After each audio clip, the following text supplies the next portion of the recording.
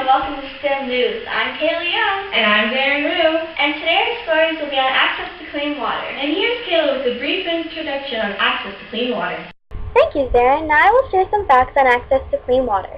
Every minute and a half, 13,000 people get diarrhea and 4 kids die from drinking contaminated water. Also, acute diarrhea is a leading cause of death for children under the age of 5 who live in places that have little to no access to clean water. On this map, you can see that the red, orange, and yellow, located mostly in the middle of the map, represent places that have little access to clean water. You can also see that the places that are in blue, such as Colombia and the U.S., represent places that less than 30% of people have no access to clean water. This will conclude our time for our introduction on access to clean water.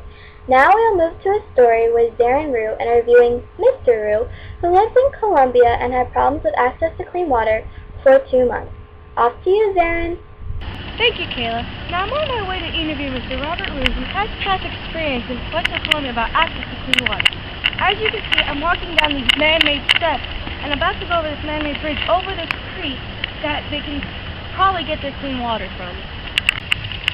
Okay, I'm here now waiting for Mr. Robert Rue to arrive at our location.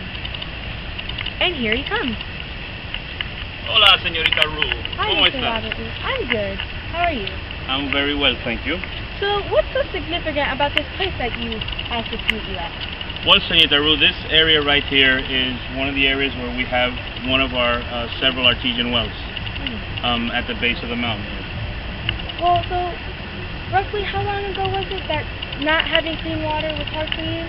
It was about 35 years ago. I was a little boy. And in the village where I was born and grew up in, there was no water running on a daily basis. The water would come to us once a week, and we would have to try to fill as many containers as possible, plastic drums. We even built a small little area, like an oversized tub, just to be able to put some water there. And to keep it clean, we would put 1 or 2 catfish in there who would eat the algae.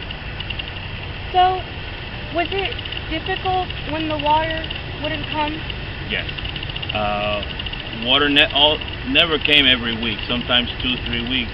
So they would send trucks from the biggest city, which is about, I want to say roughly 50-60 miles away. Oh, No, they're good. They're good for the environment. They're good for nature. Sorry, I'm from You don't the have city. to. That's okay. That's okay.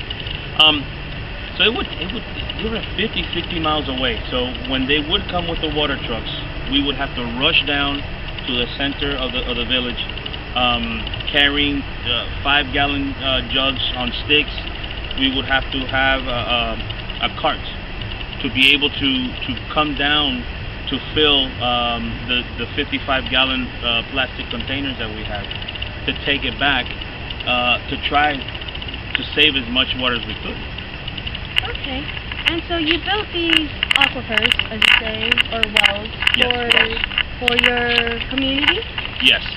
What I used to do, what I did was I went to school to learn how to bring clean water. And one of the fastest and easiest ways that I was able to do that was at the base of all mountain ranges, there's usually 2 separate formations of rock.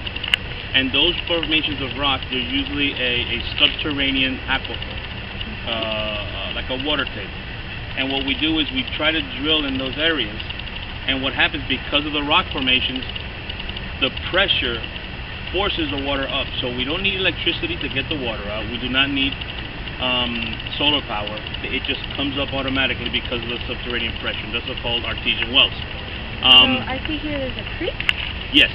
This creek right here is on those days where the water is not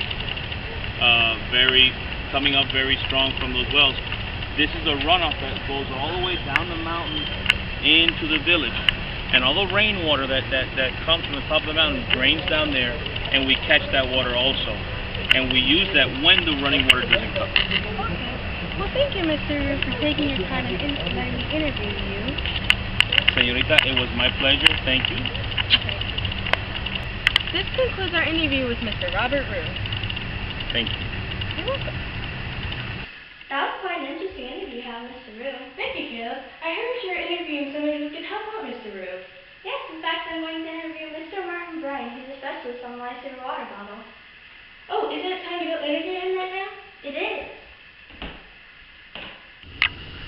I'm Kaila Young here with Fabian Martin Bryan, a specialist on the lifesaver water bottle.